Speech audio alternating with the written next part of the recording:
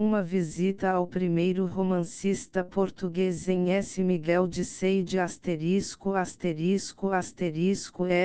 prepared by Pedro Saborano Alberto Pimentel. Uma visita ao primeiro romancista português em S. Miguel de Seide, Porto, Livraria Portuense de Lopes e C. Editores, 119 Rua do Almada 123 1885. Alberto Pimentel. Uma visita ao primeiro romancista português em S. Miguel de Seide, Porto, Livraria Portuense de Lopes e C. Editores, 119 Rua do Almada 123 1885. Porto, Imprensa Portuguesa, Bom Jardim, 181 3. Uma visita ao primeiro romancista português em S. Miguel de Seide. Eram 11 horas da manhã.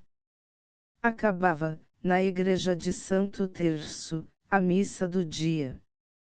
Para o largo do mosteiro vinham saindo os rentals dos homens e das mulheres do campo, algumas senhoras, poucas.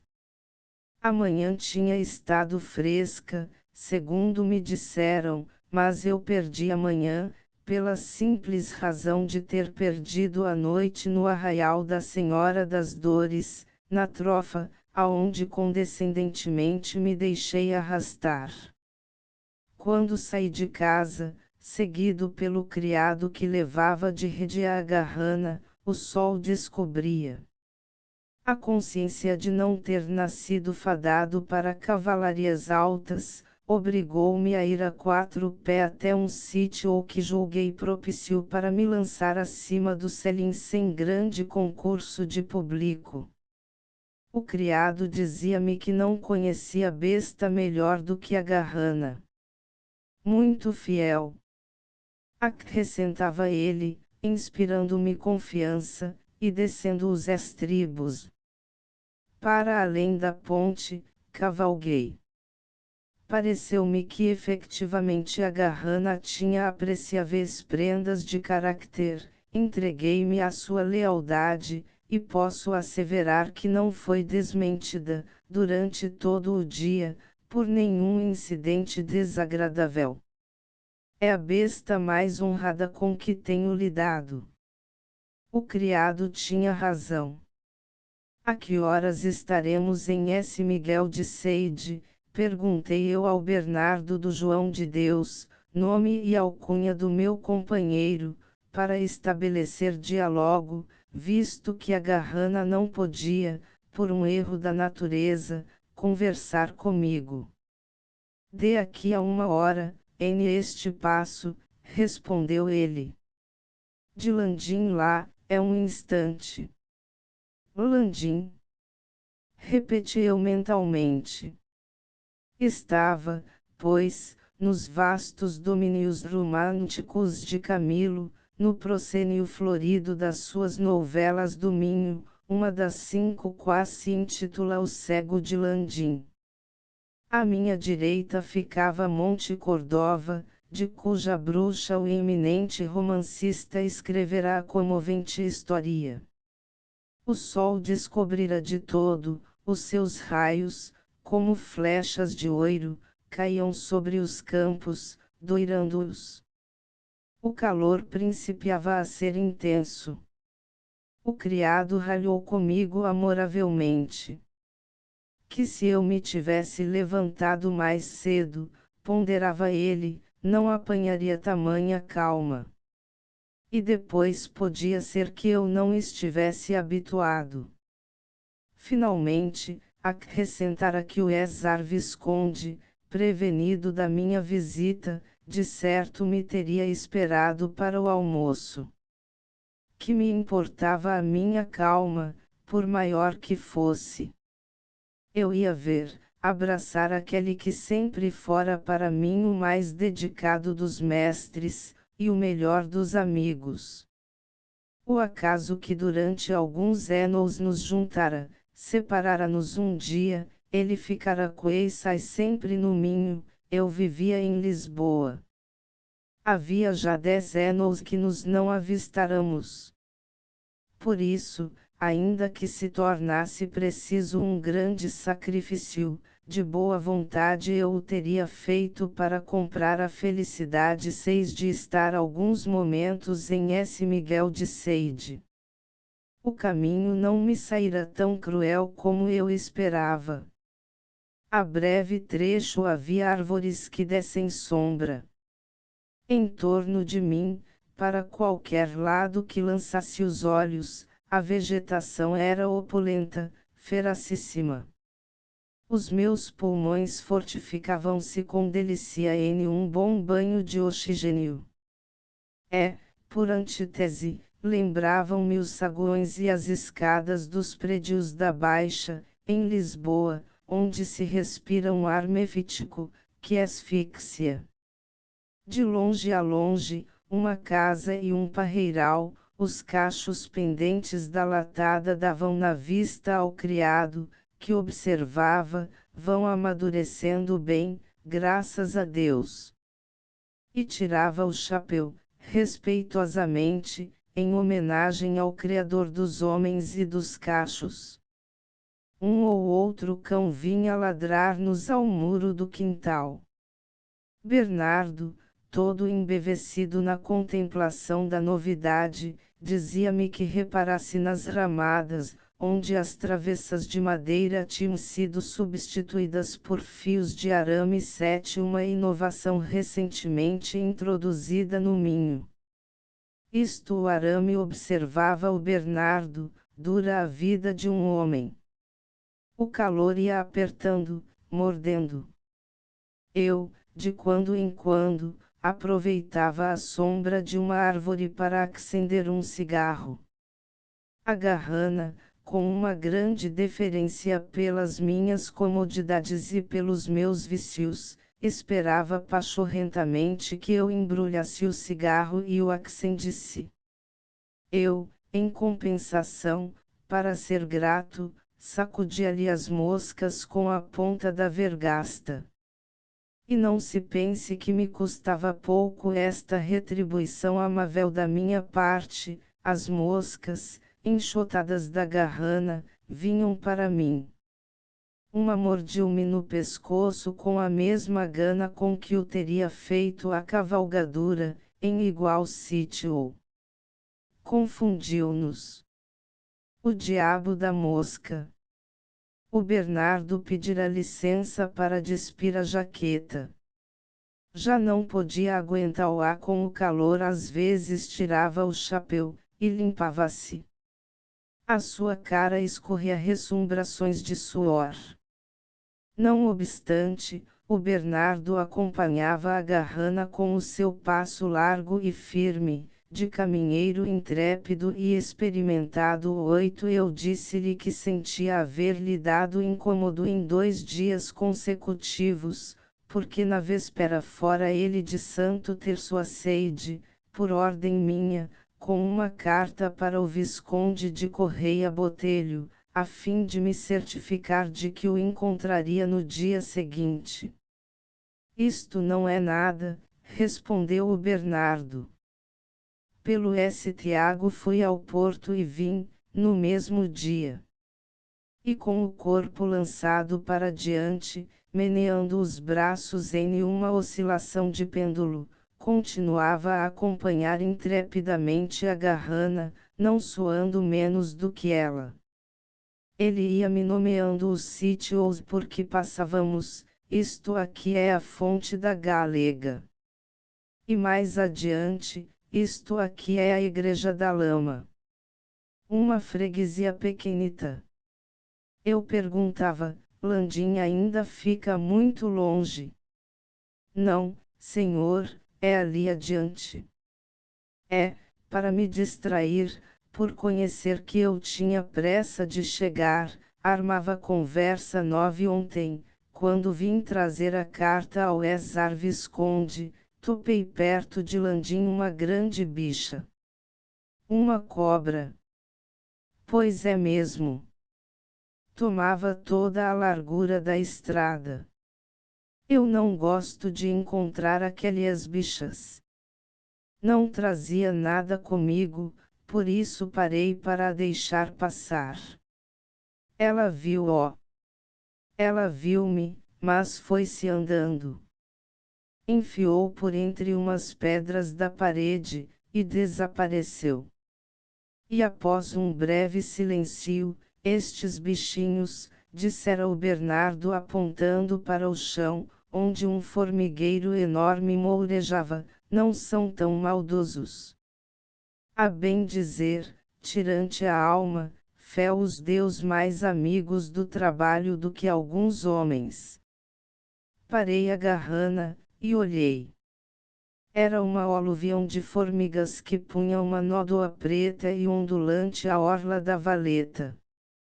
Ainda na véspera, estando eu junto à estação de Vizela, à espera do comboio que devia descer de Guimarães, tinha sido impressionado por uma destas obscuras chinas de realismo campestre em que os pequenos insectos avultam na grandeza da sua humildade.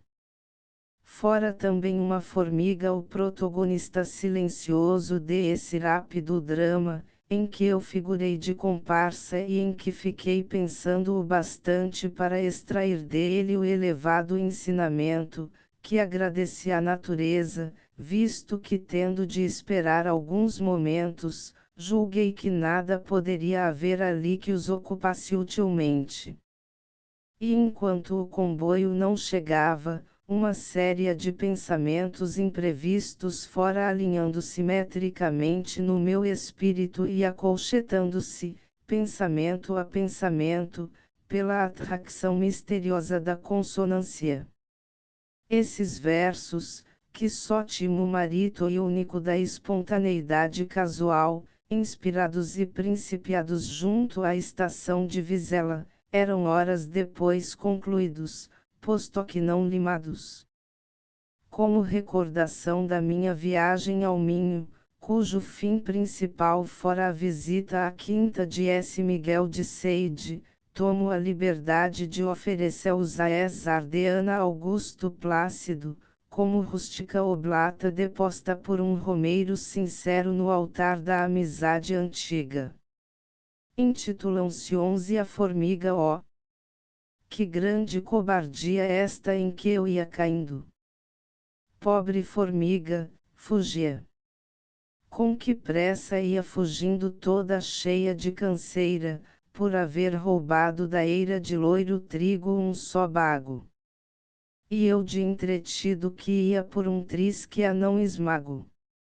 Sem querer, era cobarde. Mas juro por minha fé que passava mal a tarde se lhe tenho posto o pé. Que a formiga é tão activa, tão mansa e laboriosa, do seu trabalho captiva, do seu viver cuidadosa. Passa e não deixa um vestígio. Não mancha as folhas da rosa. Chega mesmo a ser prodígio que um tão pequenino insecto que se arrasta aos pés da gente, trabalhe tão diligente, tão delicado e discreto. Há insectos bem maiores que vivem na mandríace, são panrês, são mandriões, e dizem com os seus botões que o trabalhar é tolice doce e a cigarra é cantadeira, não faz nada a descuidosa. Por mais que a gente a condemne. Até o bom Lafontaine lá lhe chamou preguiçosa. Nem assim se envergonhou. Vive ainda entregue à cantiga. Canta, cantará, cantou. E talvez até que diga vendo a formiga cansada, tão activa e carregada, ora a tola da formiga. Mas a formiga, coitada, tão pequenita, que até de qualquer criança o pé a deixa logo esmagada, vai lhe dando a sua lida, sofrendo a sua canseira, aqui vence uma barreira alguma ervinha mimosa, ali transpõe um barranco, uma montanha altrerosa, qualquer seixosito branco. Corre risco de afogar-se no oceano temeroso de qualquer gota de orvalho.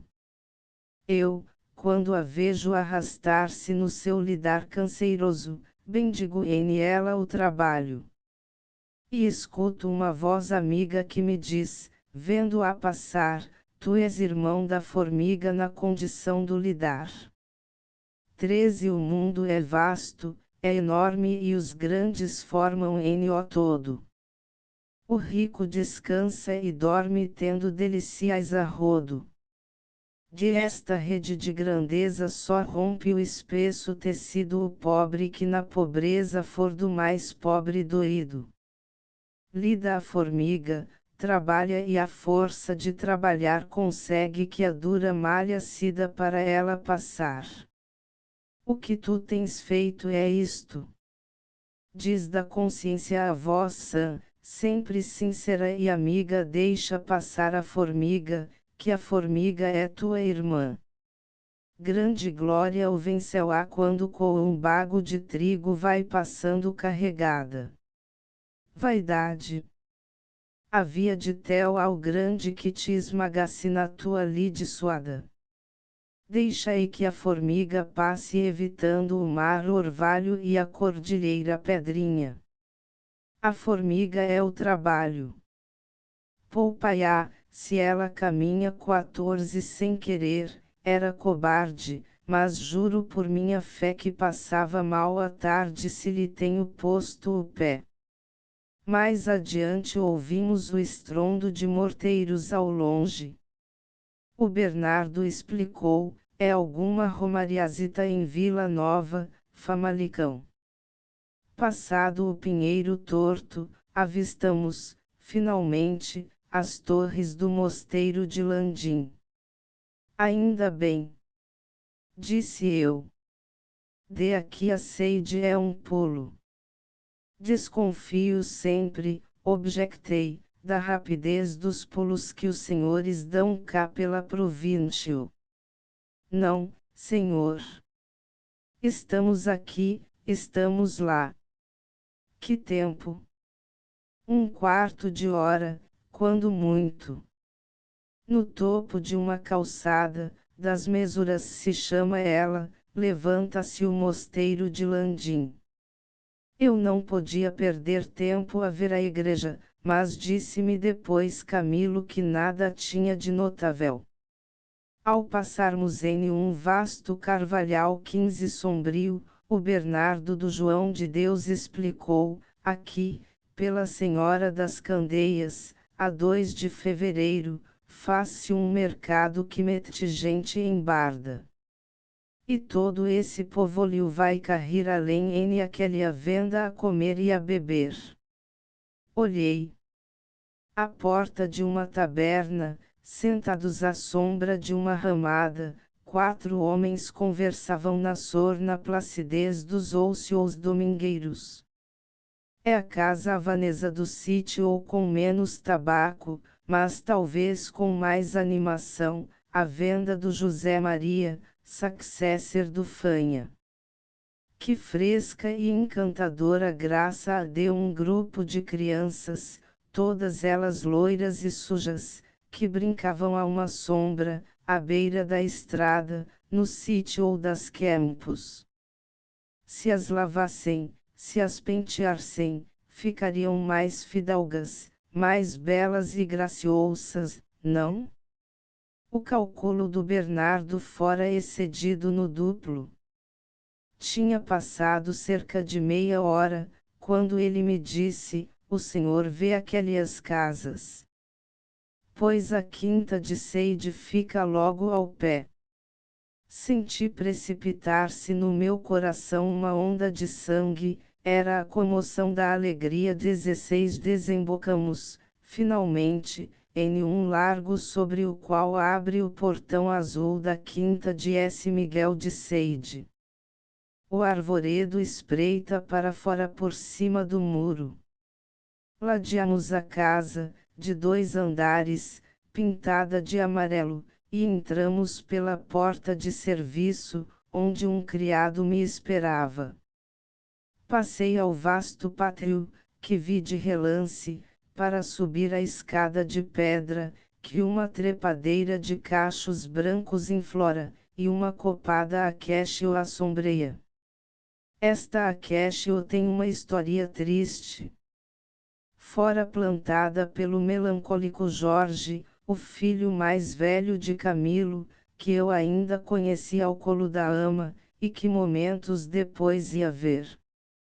Haverá pouco mais de um mês que todos os jornais do país reproduziram 2 quadras de Camilo, as quais foram publicadas na Alvorada, periódico literário de Vila Nova de Famalicão. Em essas 2 belas estrofes, que se devem considerar como mórbida fantasia de um espírito desalentado, há uma referência maviosa a esta frondosa acacia que o Jorge plantará aos 8 anos de idade 17 à porta do sepulcro. Ainda volto a face para ver-te chorar, ó mãe do filho amado, que vê como em um sonho, a China do trespasse. Sorver-lhe o eterno abismo o pei idolatrado. Talvez que ele, a sonhar, te diga, mãe, não chore, que o pei há de voltar. Quem sabe se virei. Quando a acacia do Jorge ainda outra vez em flor chama-me, que eu de abril nas horas voltarei. O Visconde de Correia Botelho, ouvindo a minha voz, viera receber-me, acompanhado pelo Ezar Espinho, seu hóspede, à porta da casa do bilhar. É uma visita póstuma, dissera ele, abrindo para mim os braços afetuosamente. Dei-me pressa em protestar contra esta presa devida ao desalento de um trabalhador infatigável, que a Mises se acha condenado à inércia por um deplorável acidente que lhe nublou os olhos já cansados de uma diuturna aplicação. Para os que amam o trabalho, os oucios forçados são cansativos e molestos. Pareceu-me ser esta a maior enfermidade de Camilo atualmente. Se ele pudesse trabalhar, escrever um dos seus belos romances em 15 dias, como tantas vezes fizera 18, se conseguisse por esse meio arrancar-se a intuscepção meditativa em que o seu espírito se concentra, tel-o-íamos de novo forte na sua fraqueza, robusto no seu cansaço. Mas uma pertinaz neblina teima em enevoar-lhe a visão, é de esperar porém que a medicina consiga debelar este incômodo e restituir o eminente romancista à sua banca do trabalho, que lá está saudosa no escritório de Seide, recordando a quem a vê que nem menos de 52 romances foram escritos ali. Ao lado de Camilo, compartilhando os seus sofrimentos com uma dedicação heróica, acompanhando-o com uma solicitude extremosa de carinhos, destaca o vulto escultural de essa inteligente e formosa senhora que tão bem soube compreender a grande alma de Camilo nas sublimes melancolias dos seus dias nablodos e nas vibrantes alegrias dos seus dias ridentes. Jorge, o filho mais velho de Camilo, é um espírito dado a vagas tristezas, mas através de um véu de lágrimas, que às vezes lhe marejam nos olhos e nas palavras, descobre-se um talento omnímodo, rico especialmente 19 de aptidões artísticas. Jorge é poeta, é prosador, é músico e desenhista. Eu devo-lhe a amabilidade de me ter oferecido muitos dos esboços que enchem a sua pasta, alguns deles tinham subido valor, porque são o retrato a crayon dos personagens criados por seu Peino Eusébio ou Macário, o Fístula, o Barão do Rabassal, o Abade de S. Tiago de Faia, a Troncha, o próprio Eusébio. Nuno, o viúvo, tem 20 anos, é o pai da inocente criança cuja prematura morte deixou aberto no coração do Visconde de Correia Botelho o vácuo profundo da saudade. Camilo falara-me da sua querida netinha a candida flor que durara o que duram as rosas, apenas uma aurora. Aqui estou, dissera Camilo, na solidão da aldeia, rodeado de árvores melancólicas, e de pensamentos tão melancólicos como as árvores. É notável, acrescentara, a febre de saudade com que o meu espírito vai, pelo passado dentro, à procura de pessoas que são já mortas, e com as quais aliás eu tive ligeiras relações literárias ou pessoas. É revolvendo memórias que o meu espírito trabalha e descansa. Tudo isto faz profundamente triste esta casa, onde prematuramente se apagou o único raio de sol que podia rarefazer as trevas. É ainda ao periódico Alvorada que eu vou procurar esta ânsias lacrimavez do avô saudoso e angustiado. 2 quadras também 2 quadras de uma beleza peregrina, que só a saudade de um anjo pode inspirar, parecia dormitar, tinha morrido. Pedi que a não levassem no caixão, que a deixassem mirrar e desfazer-se como a flor se desfaz sem podridão. Teimaram em levar-me-a, e eu cingi-a ao peito que se abriu pela pressão, depois pude escondê-la, e tenho-a morta no meu despedaçado coração. Aproveitei o ensejo de dizer-lhe, para os que nunca deixaram de o ler, e o sabem compreender, meu bom amigo, não passa despercebido esse novo caudal de sentimento que dá aos seus escritos mais recentes o encanto dolorido de uma saudade vaga e vaporosa como um subtil aroma que se derrama pelo ambiente da 21 memória. Pois bem, aproveite esta nova fez do seu poderoso talento, as tintas deliciosas que uma copiosa revivescência de sensibilidade põe neste momento na sua palheta de artista, e escreva um romance de amor, sem preocupações de enredo, ouvindo-se a si próprio, condense em um livro, que deve sair encantador, todas essas fragrâncias que se perdem no silêncio meditativo do seu espírito. Não posso, respondeu Camilo, não poderia arrancar sensações de mim próprio sem um esforço fatigante. Um trabalho de essa ordem deixar-me-ia exausto de forças. Eu sentia os meus romances, e foram muitos os que escrevi. Só dê aquele à banca, que ali está, Sorriram 52. Conversávamos no escritório, que fica no 2º andar. É uma sala vasta, luminosa, 3 ou 4 largas janelas abrem sobre a quinta. Neste mesmo andar tem Camilo o seu quarto de cama. A ramagem da acacia do Jorge e a folhagem da trepadeira combinam-se para coar através de esmeraldas uma penumbra suave.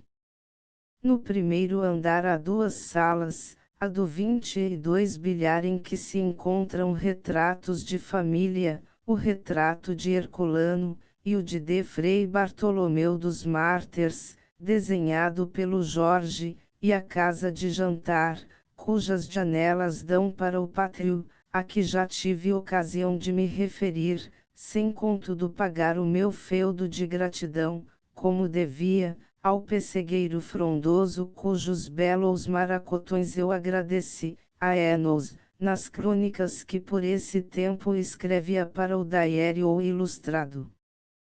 Fica perto do prédio, e à esquerda do portão de entrada, o monumento que a proprietária de esta agradável vivenda ali mandara erigir em honra de Castilho. Essa singela pirâmide de granito, sombreada de copadas árvores, tenho-a aqui reproduzida, diante de mim, também pelo lápis de Jorge. Foi penetrado de comovido respeito que eu li a inscrição posta nesse simples monumento, tão eloquente na sua simplicidade. 23 Antônio Feliciano de Castilho, príncipe da lira portuguesa, esteve neste lugar em 15 de julho de 1866. Mandou erigir Ana Plácido e na face que fica voltada para o muro, com os seus discípulos Tomás Ribeiro, Eugênio de Castilho, J.C. Vieira de Castro, C.C. Branco. Castilho assistiu à inauguração do seu próprio monumento, e os filhos de Camilo 24, então duas crianças, ofereceram ao poeta venerando, em seu nome, a coroa poética que para essa comovente festa de família entretecerá a lira entusiástica de Tomás Ribeiro. Por entre cantos e flores chegaste, rei da poesia, como um clarão de alegria jorrando em mansão de amores. Onde há rei, há sceptro e sólio. Rei, vimos trazer-te a Serroa. Tens maior corte em Lisboa, não tens melhor Capitólio. Somos de tracos robustos os loiros, os tenros gomos. Das flores surgirão pomos. Se Deus regar os arbastos. Porque és grande, hão de os vindoiros dar-te a sagração dos himnos, porque és bom para os meninos, toma esta serroa de loiros. Nossa serroa e nossas flores guarda em saudosa memória, o monumento é da glória, a serroa é só dos amores. 25 Vis partir. Leva-a contigo, e jura por teus carinhos que, em nós já sendo homenzinhos, serás nosso mestre e amigo. Que de recordações melancólicas a inscrição do monumento e os versos de Tomás Ribeiro fizeram acordar na minha alma. Castilho, o poeta ali coroado em aquela apoteose tão modesta e tão gloriosa, viu eu descer ao seio da terra, que ele tanto amava no seu panteísmo intuitivo de cego Ariolo ao cair de uma tarde serena e triste, no cemitério dos prazeres, em Lisboa. Rodrigues Cordeiro, com a voz entrecortada de lágrimas e soluços, dissera-lhe, em nome de todos aqueles que o amavam como mestre e amigo, o extremo adeus. Depois, a pedra do jazigo cerrou-se, a barreira da eternidade ergueu-se. A noite descia lentamente. As crianças das escolas da capital, que tinham ido acompanhar ao cemitério o cadáver de aquele que para elas inventara o método repentino, de aquele que as ensinará a gorjear o alfabeto, porque Castilho 26 reconhecera que os pequenos precisam ser educados como se foram passaros as crianças, dizia eu, tendo mais a intuição do que a consciência da perda enorme que acabavam de sofrer, retiravam arregimentadas, duas a duas, em longas filas, com os olhos no chão, em um silêncio triste e em um passo cadenciado. Pouco tempo antes, e em mais de uma noite, eu acompanhara Castilho ao camarote N graus 19 do Teatro de D. Maria durante as representações do Tartufo. Logo que o pé não caia, desciamos ao palco a passar os intervalos no camarim do Hector Santos, que o Visconde de Castilho muito apreciava. Castilho, um morto. Santos, um cego. Estas magoadas recordações travam-se no meu espírito como os elos de uma cadeia de saudades que o confrangem.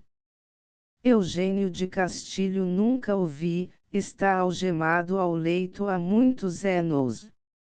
Mas corresponde-me com ele por intermédio de seu pai, do Porto para Lisboa, quando empreendeu publicar um jornalzinho literário, que me parece ter se chamado A Folha dos Curiosos, e me pedia versos que eu lhe mandava, orgulhoso do pedido. 27 Vieira do Castro, talvez o mais desgraçado de todos, conheci-o pela primeira vez no Porto, na sala da Sociedade Pétrea e Família, durante um sarau literário em que eu ousei, na sua presença, e na de todo um auditório muito selecto, recitar um pequeno discurso que há recorre impresso entre a minha insignificante bagagem de escritor. Ele habitava nesse tempo o antigo mosteiro de Moreira, a 2 passos do Porto, e publicava o opúsculo A República. Era casado e feliz.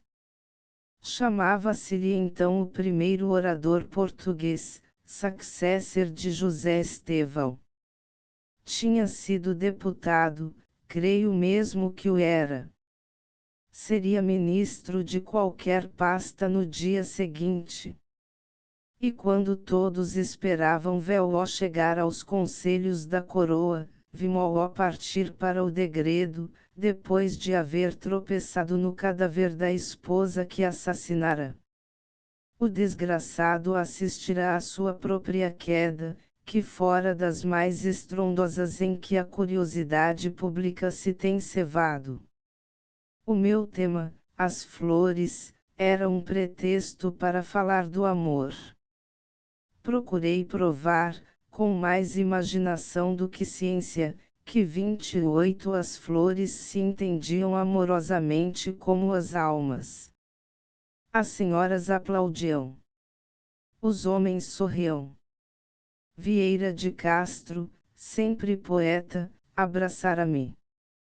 E eu, no dia seguinte, dei uma péssima lição em botânica elementar ao professor Almeida Pinto, do Liceu. Os filhos de Camilo foram homenzinhos, segundo a frase de Tomás Ribeiro. Hoje são homens. Mas Castilho já lhes não alcançara o penujar do buço. E se ele vivesse ainda, talvez que o melancólico Jorge, concentrado e sonhador, entende-se melhor do que ninguém, por os amigos silêncios da lua, em S. Miguel de Sade, alguma trova do amor e melancolia que o poeta Castilho viesse de Lisboa ali recitar em aquelas sombras plotidas que aprenderam a venerar o seu nome em torno do monumento singelo. Tomás Ribeiro, o eloquente intérprete dos filhos de Camilo na áurea cortesia literária que Castilho encontrara em S. Miguel de Sade, em 1885 como era 1866 um poeta cuja inspiração roça as asas pela lagoa sombria da política sem afundar-se, do mesmo modo que as andorinhas, pelas 30 calmas da canícula, esvoaçam sobre a corrente de um rio sem mergulhar. Logo que pôde desbragar-se de uma pasta, respira em verso. Neste momento está saboreando o gozo da liberdade literária no seu periódico As Repúblicas, em que os relâmpagos da poesia rasgam luminosamente o horizonte caliginoso do artigo de fundo. Não contente de poetar ele próprio, apadrinhou o alvitre de abrir oiteiro semanal onde versejadores adventícios concorram a glosar trovas populares, como esta: vi-te sair mar em fora, segui, olhando esse mar, porque me disseste espera. Se não tinhas de voltar. E o mais é que, pelo prestígio da sua autoridade, consegue tentar aqueles mesmos que, na milícia de Apolo, estão relegados à segunda reserva. Tentei-me eu, e sou desses. Mas já que este livrinho é de memórias para a velhice, fique mais esta guardada no arquivo da saudade 30 glosas, a Tomás Ribeiro, vi-te sair mar em fora, e a saudade que eu senti rasgou-me o peito n hora em que chorava por ti. A ausência tem tantas mágoas, tão sofrida heroicidade, tanto resiste quem chora, que eu pus os olhos nas éguas e, sem morrer de saudade, vi-te sair mar em fora. Segui olhando esse mar pleito de ondas e de abrolhos.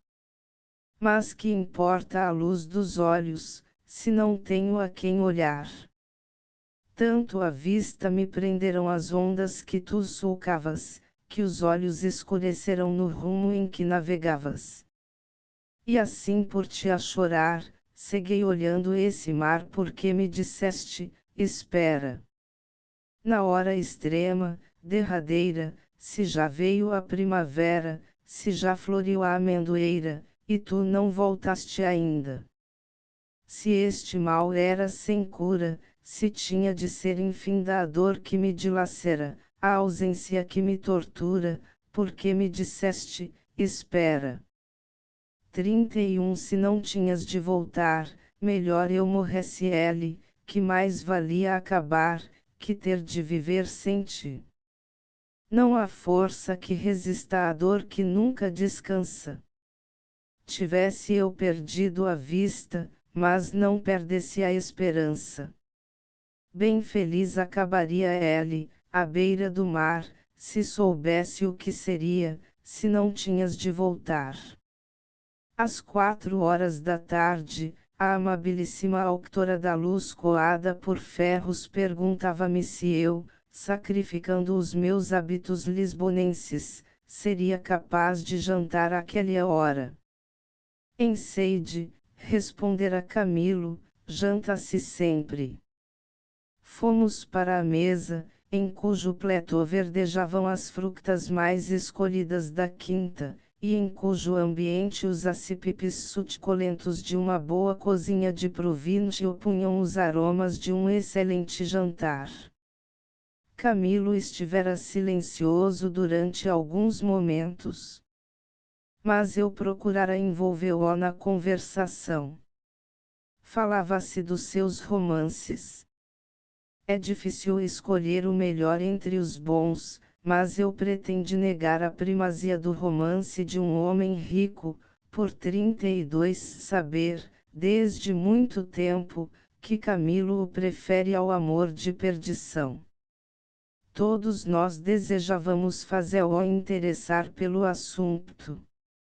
Foi pois em defesa do amor de perdição que eu pugnei. O amor de perdição, observara finalmente Camilo, tem lacunas que eu próprio reconheci, e não quis preencher. Disse-o por essa ocasião ao Dr. Marcelino de Matos. Mas o meu propósito foi não alterar a veracidade dos acontecimentos que se encadeavam na dramática biografia de meu tio Simão Botelho. Escrevi sobre a tradição, respeitando-a como um evangelho de família. No romance de um homem rico tive um ponto de vista artístico, planeei e arquitectei, colori em vez de fotografar. Eis aqui a razão da minha preferência dada ao romance de um homem rico sobre o amor de perdição. Não me dispensei contudo de recordar a profunda impressão que este último romance produzira em todos os corações moços de aquele tempo ou nos que pelo amor rejuvenesciam. Desvelavam-se as noites na febre da leitura, e reliam-se as páginas mais sentimentais nas horas de namorada 33 tristeza. Cada qual pedia para si a coroa de espinhos de Simão Botelho, de Teresa ou de Mariana, a auréola da poesia nas angústias do amor.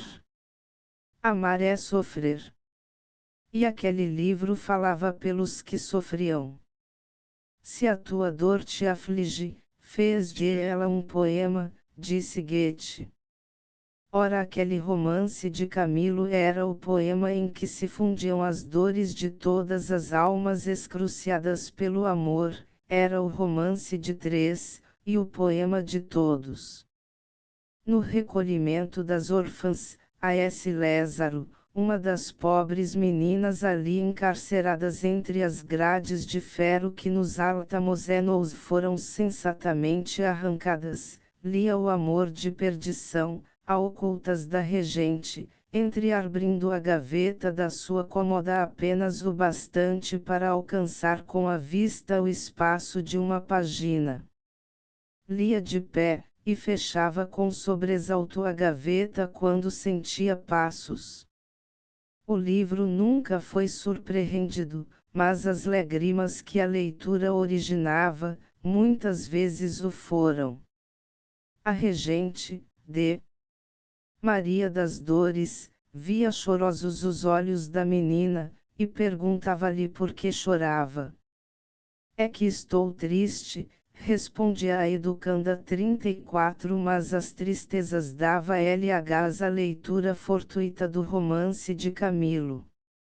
Favorece-me na apologia do amor de perdição o voto autorizado da inteligente e ilustrada dona da casa, que depois nos recordou a beleza do romance O Esqueleto.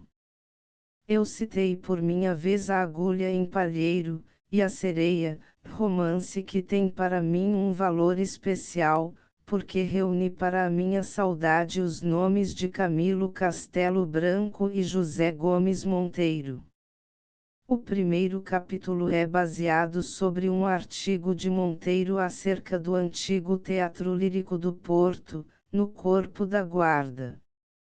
Acresce que o meu exemplar da Sereia tem uma história curiosa. Na capa, sobre o título, há uma pequena mancha de tinta, que tomou a forma caprichosa de um polígono extra-lodo. Um dia, sem que eu soubesse como, desapareceu-me da estante, foram baldados todos os esforços para encontrá-lo no meu escritório. Querendo preencher a falta da sereia na coleção das obras de Camilo, resolvi-me a comprar um novo exemplar.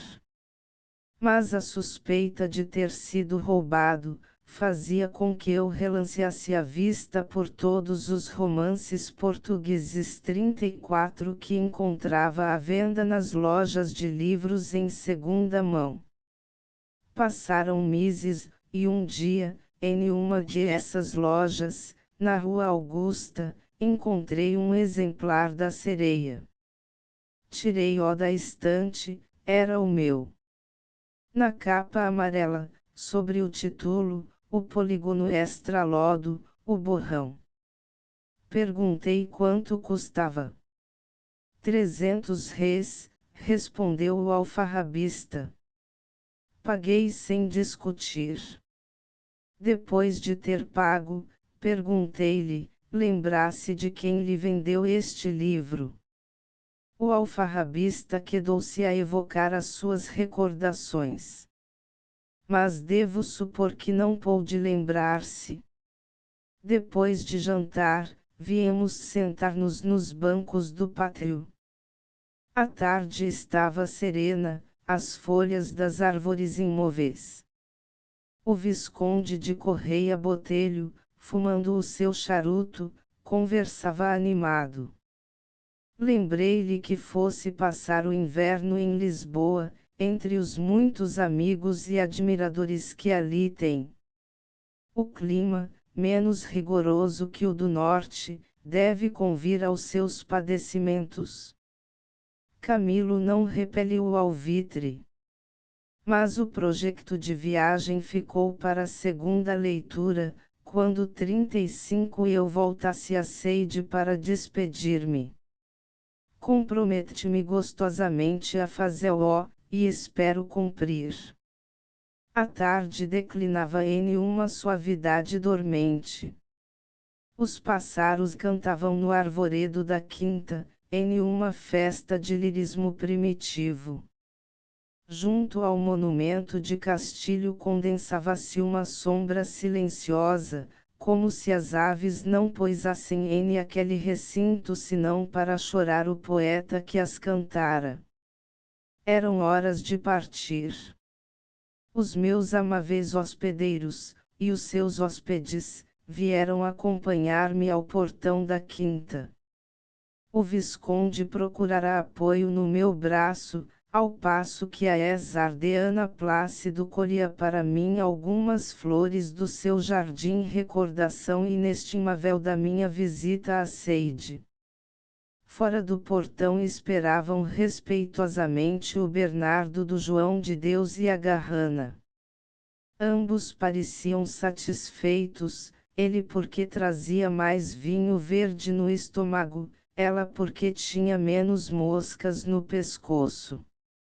As moscas do Minho já eu disse que são formidáveis, porque lhes senti, por endosso da Garrana, a dolorosa ferroada. O vinho verde de S. Miguel de 36 Seide é de se lhe tirar o chapéu, mesmo para que o chapéu não caia da cabeça caso a gente se tenha desmandado nas libações. É excelente e, por ser encorpado, deve trepar pelo menos. O Bernardo do João de Deus foi de esta opinião. Antes de montar, pedi a Camilo que se não ris da minha imperícia de cavaleiro. Quem lhe dera essa garrana no chiado? Dissera jovialmente Camilo. Piedade! Exclamei eu sobre o selim. A garrana, compreendendo melhor as minhas intenções do que as minhas esporas, partiu. Eu parti com ela, e o Bernardo do João de Deus na alheta de ambos. Em Landim, na venda do José Maria, conversavam os mesmos 4 homens. De algumas casas subia placidamente o fumo do lar accesso para a ceia. Em outras, ouvia-se falar mulheres, chorar crianças. Alguma cabeça loira, sentindo os passos da garrana, vinha espreitar a janela. Pouco adiante das campos, 2 bois corpulentos, largamente armados, pastavam em liberdade, com o ar de estarem já bem fartos de passigo 38. À medida que nos aproximávamos de Santo Terço, íamos encontrando os renchos dos romeiros que voltavam do arraial da Trofa. A viola minhota, choleira e folgazã, cadenciava a caminhada em um andamento militar, como os rufos de um tambor regulam o passo largo e uníssono dos soldados de um destacamento em marcha. O tocador, pendida a cabeça sobre o peito, sacudia a mão direita fortemente pelas cordas, em um repinicado estrídulo. O caminho de ferro de Bolgado aliviara os romeiros da fadiga da jornada. Iam frescos como se tivessem bebido menos e descansado mais. Que diriam os benedictinos de Santo Terço se pudessem ressuscitar, e, debruçados no muro da cerca, vissem desenrolar-se por sobre o arvoredo fronteiro a pluma ondulante do fumo da locomotiva. Elas viveram ali entrincheirados entre a vila, que engrandeciam, e o rio, que os deliciava. De um lado, as moçoilas carnudas e carnaes, do outro, os rouxinoes devaneadores da beira d'água. De portas adentro, a cozinha e o coro.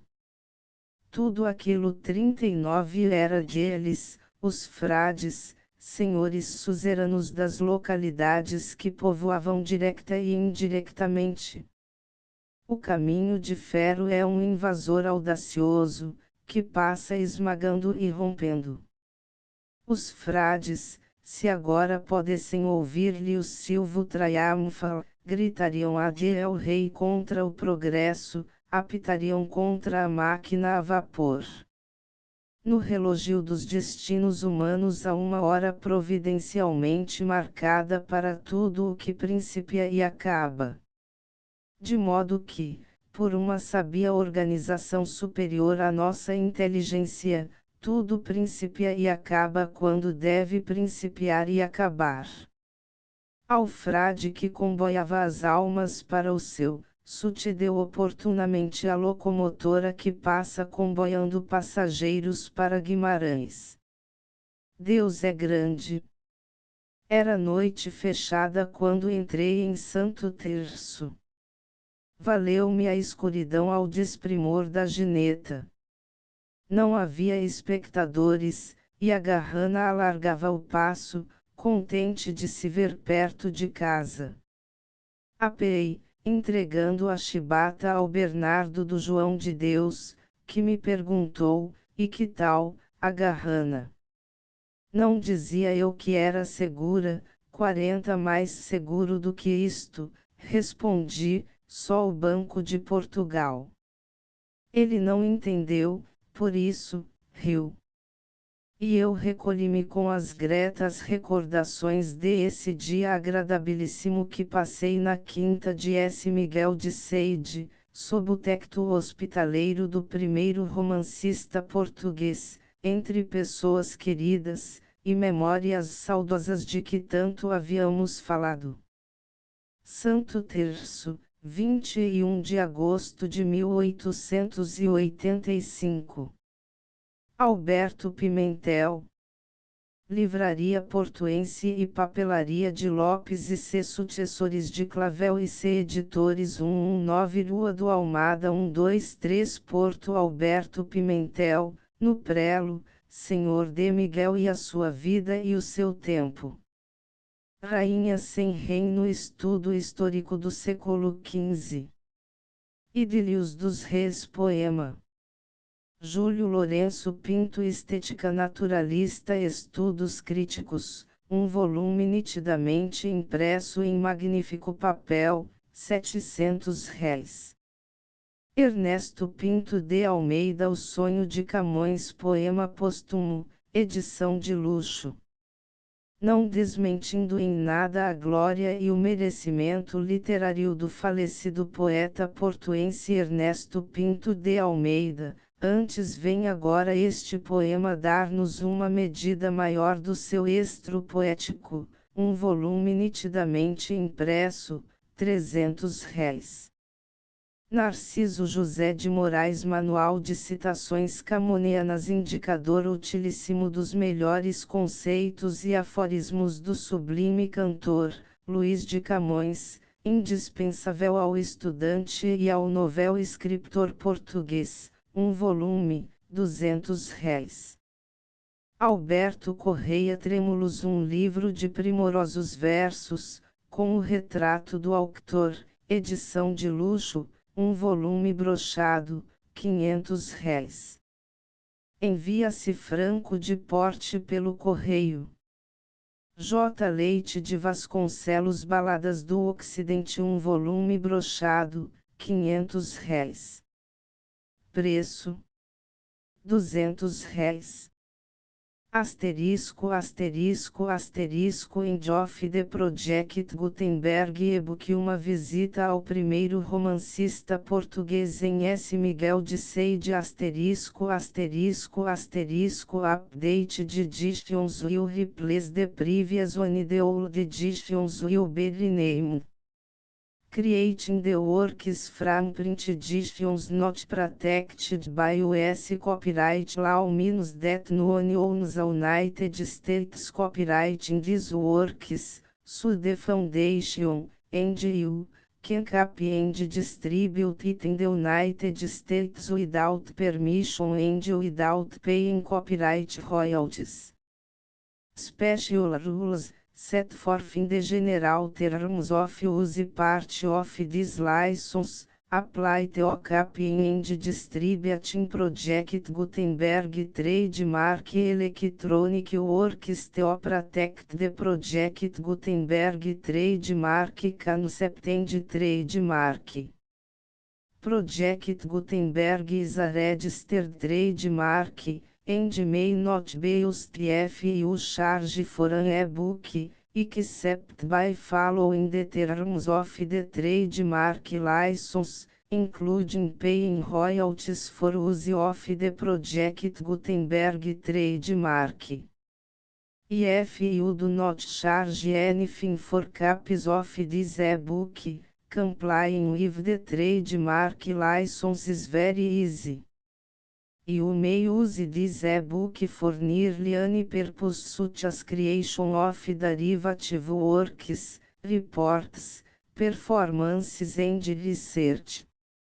Project Gutenberg ebooks may be modified and printed and given away. You may do practically anything in the United States with ebooks not protected by US copyright law.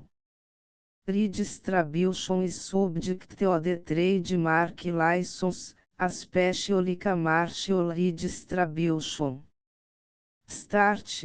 Full license. The full Project Gutenberg license please read this before you distribute or use this work to protect the Project Gutenberg trademark mission of promoting the free distribution of electronic works, by use or distributing this work, or any other work associated in any way with the phrase Project Gutenberg.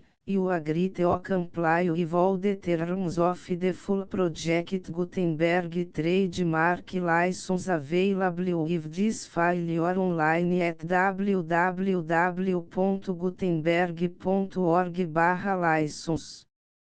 Section 1.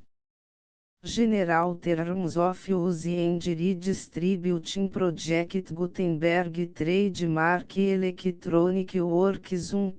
By reading or use any part of this Project Gutenberg Trademark Electronic Work, you indicate that you have read, understand, agree to and accept all the terms of this license and intellectual property, trademark/copyright, agreement.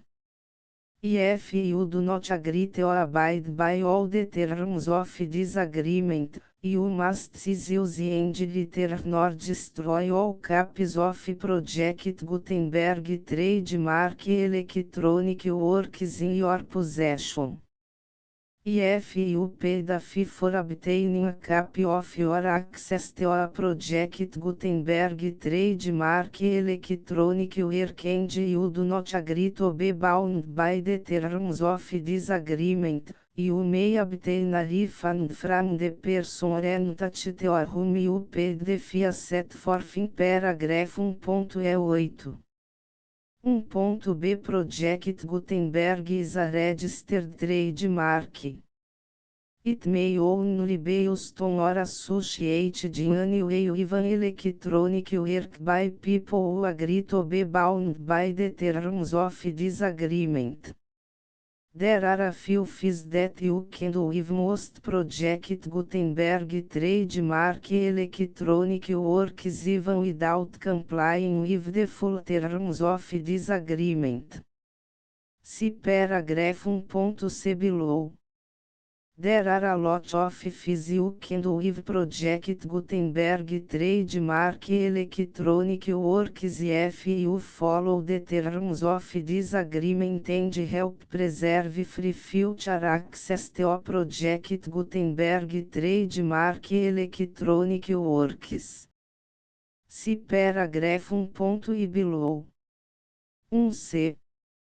The Project Gutenberg Literary Archive Foundation, the Foundation or PGLAF, owns a compilation copyright in the collection of Project Gutenberg trademark electronic works.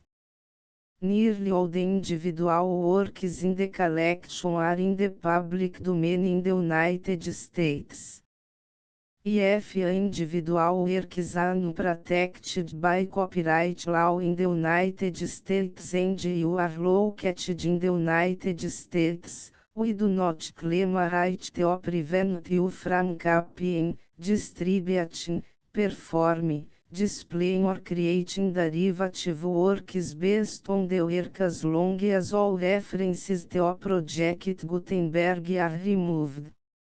Of course, We hope that you will support the project Gutenberg trademark mission of promoting free access to electronic works by freely sharing project Gutenberg trademark works in compliance with the terms of this agreement for keep the project Gutenberg trademark name associated with the work. You can easily comply with the terms of this agreement by keep this work in the same format with its attached full project Gutenberg trademark license when you share it without charge with others. 1.d. The copyright laws of the place where you are located also govern what you can do with this work. Copyright laws in most countries are in a constant state of change. If you are outside the United States, check the laws of your country in addition to the terms of this agreement before downloading, copying, displaying, performing, distributing or creating derivative works based on this work or any other project Gutenberg trademark work. The Foundation makes no representations concerning the copyright status of any work in any country other than the United States. 1.e Unless you have removed all references to project Gutenberg, 1.e1. The following sentence, with active links to, or other immediate access to, the full project Gutenberg trademark license must appear permanently whenever any copy of a project Gutenberg trademark work, anywhere con which the phrase project Gutenberg appears, or with which the phrase project Gutenberg is associated, is accessed, displayed, performed, viewed, copied or distributed. This e-book is for the use of anyone anywhere in the United States and most other parts of the world at no cost and with almost no restrictions whatsoever. You may copy it, give it away or reuse it under the terms of the project Gutenberg license included with this e-book or online at www.gutenberg.org. If you are not located in the United States, you will have to check the laws of the country where you are located before use this e-book. 1.e2. If a individual project Gutenberg trademark electronic works derived from texts not protected by US copyright law, does not contain a notice indicating that it is posted with permission of the copyright holder, the work can be copied and distributed to anyone in the United States without paying any fees or charges. If you are redistributing or providing access to a work with the phrase project Gutenberg associated with or appearing on the work, you must comply either with the requirements of paragraphs 1.e1 through 1.e7 or obtain permission for the use of the work and the project Gutenberg trademark as set forth in paragraphs 1.e8 or 1.e9. 1.e3. If a individual project Gutenberg trademark electronic works posted with the permission of the copyright holder, your use and distribution must comply with both paragraphs 1.e1 through 1.e7 and any additional terms imposed by the copyright holder. Additional terms will be linked to the project Gutenberg trademark license for all works posted with the permission of the copyright holder found at the beginning of this work. 1.e4. Do not unrecord that or remove the full project Gutenberg trademark license terms from this work, or any files containing a part of this work or any other work associated with project Gutenberg trademark. 1.E5 Do not copy, display, perform, distribute or redistribute this electronic work, or any part of this electronic work, without permanently displaying the sentence set forth in paragraph 1.E1 effective links or immediate access to the full terms of the project Gutenberg trademark license. 1.E6 You may convert to and distribute this work in any binary, compressed, marked up, non-proprietary or proprietary form, including any word processing or hypertext form. However, if you provide access to or distribute copies of a project Gutenberg trademark work in a format other than plain vanilla ASCII or other format used in the official version posted on the official project Gutenberg trademark website, www.gutenberg.org fecha parênteses you must, at no additional cost, for expense to the user, provide a copy, a means of exporting a copy, or a means of obtaining a copy upon request, of the work in its original plain vanilla ASCII or other form. Any alternate format must include the full project Gutenberg trademark license as specified in paragraph 1.E1. 1.E7 Do not charge a fee for access to, viewing, displaying, performing, copying or distributing any project Gutenberg trademark works unless you comply with paragraph 1.E8 or 1.E9. 1.E8 You may charge a reasonable fee for copies of your providing access to or distributing project Gutenberg trademark electronic works provided that, item you pay a royalty fee of 20% of the gross profits you derive from the use of project Gutenberg trademark works calculated use the method you already use to calculate your applicable taxes. The fees owed to the owner of the project Gutenberg trademark, but he has agreed to donate royalties under this paragraph to the project Gutenberg Literary Archive Foundation. Royalty payments must be paid within 60 days following each date on which you prepare, or are legally required to prepare, your periodic tax returns.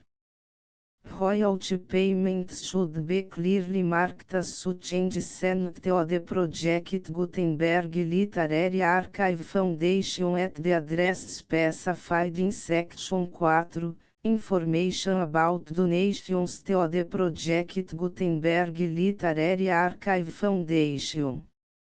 Item you provide a full refund of any money paid by a user who notifies you in writing, or by email, within 30 days of receipt that S/he does not agree to the terms of the full project Gutenberg trademark license. You must require such a user to return or destroy all copies of the works possessed in a physical media and discontinue all use of and all access to other copies of project Gutenberg trademark works.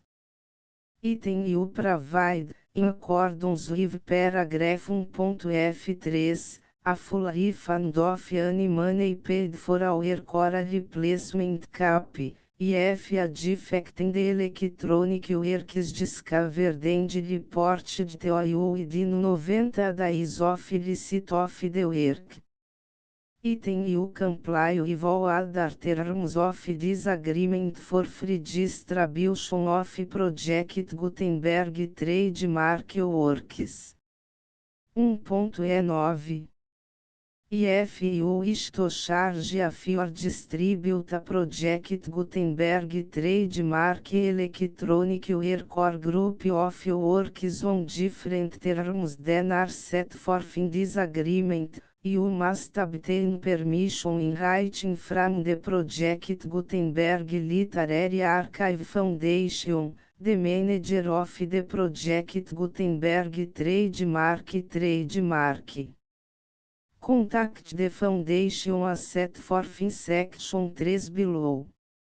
1.F1.F1 Project Gutenberg volunteers and employees expend considerable effort to identify, do copyright research on, transcribe and proofread works not protected by US copyright law in creating the Project Gutenberg trademark collection. Despite these efforts, Project Gutenberg trademark electronic works, and the media on which they may be stored, may contain defects such as, but not limited to, incomplete, inaccurate or corrupt data, transcription errors, a copyright or other intellectual property infringement, a defective or damaged disk or other medium, a computer virus, or computer codes that damage or cannot be read by your equipment. 1.F2 Limited warranty, disclaimer of damages, except for the right of replacement or refund described in paragraph 1.F3, the Project Gutenberg Literary Archive Foundation, the owner of the Project Gutenberg trademark, and any other party distributing a Project Gutenberg trademark electronic work under this agreement, disclaim all liability to you for damages, costs and expenses, including legal fees. You agree that you have no remedies for negligence, strict liability, breach of warranty or breach of contract except as provided in paragraph 1.F3. You agree that the Foundation, the trademark owner, and any distributor under this agreement will not be liable to you for actual, direct, indirect, consequential, punitive or incidental damages even if you give notice of the possibility of such damage. 1.F3 Limited right of replacement or refund, if you discover a defect in this electronic work within 90 days of receive it, you can receive a refund of the money, if any. You paid for it by sending a written explanation to the person you received the work from. If you received the work on a physical medium, you must return the medium with your written explanation. The person or entity that provided you with the defective work may elect to provide a replacement copy in lieu of a refund.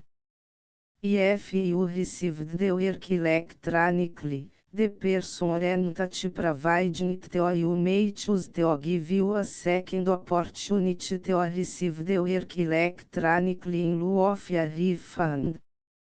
If the second copy is also defective, you may demand a refund in writing without further opportunities to fix the problem. 1.F4 Except for the limited right of replacement or refund set forth in paragraph 1.F3, this work is provided to you as is, with no other warranties of any kind, express or implied, including but not limited to warranties of merchantability or fitness for any purpose.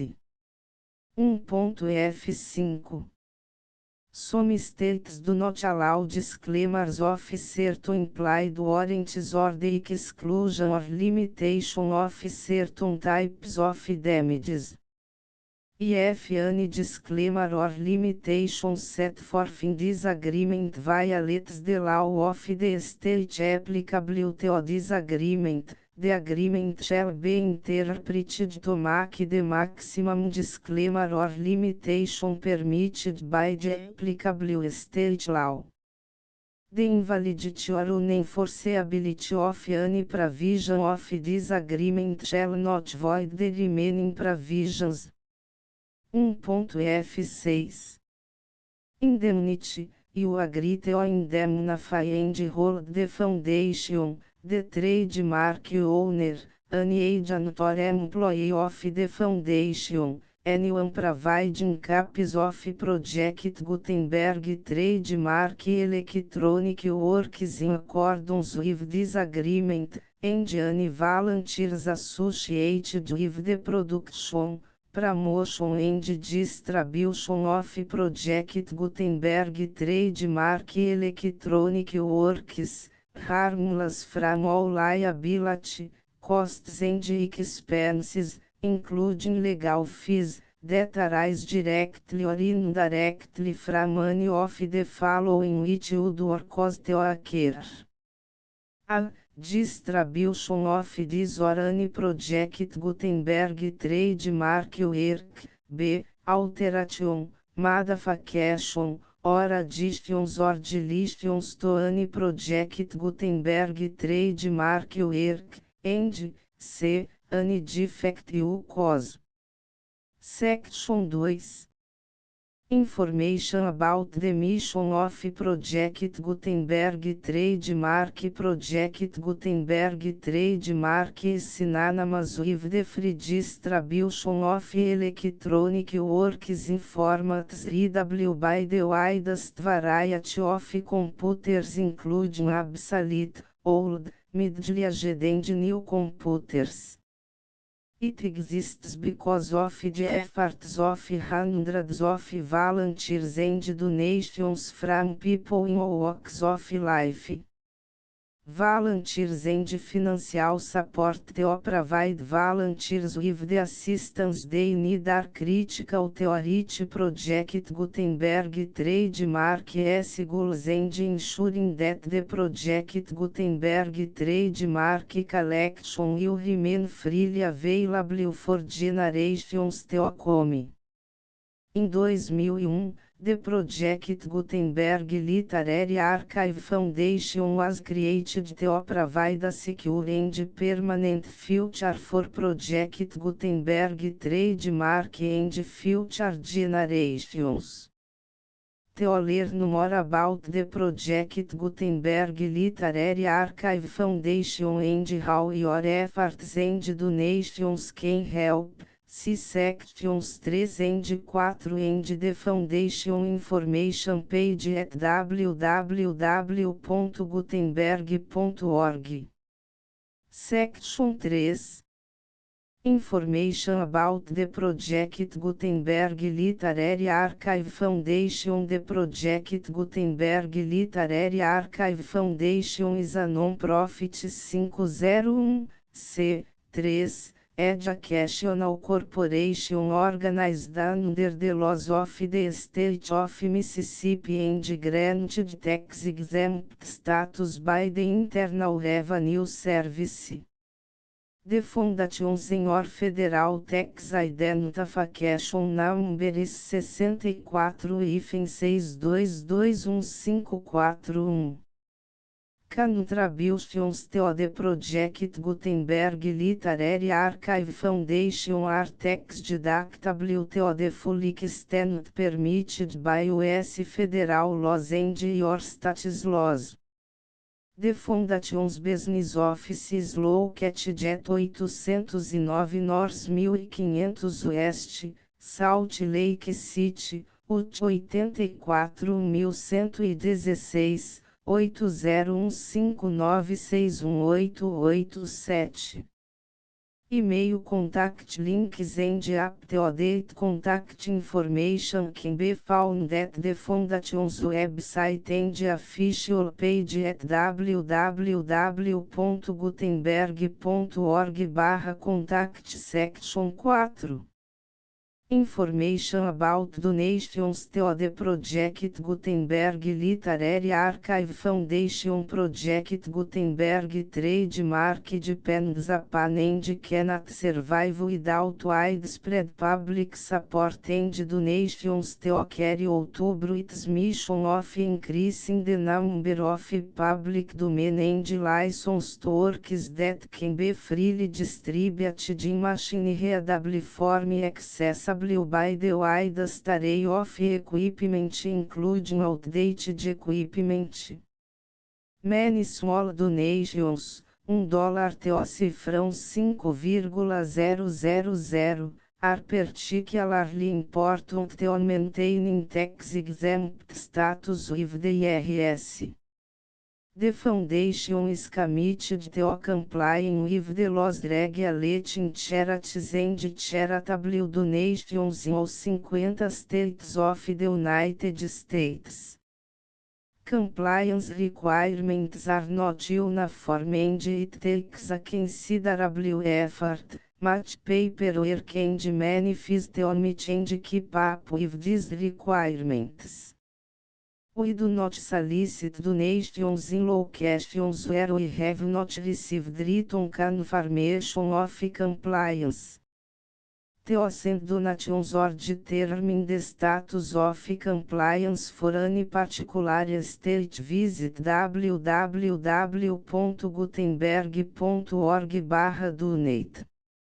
While we can attend do not solicit contributions from states where we have not met the solicitation requirements, we know of no prohibition against accepting unsolicited donations from donors in such states who approach us with offers to donate.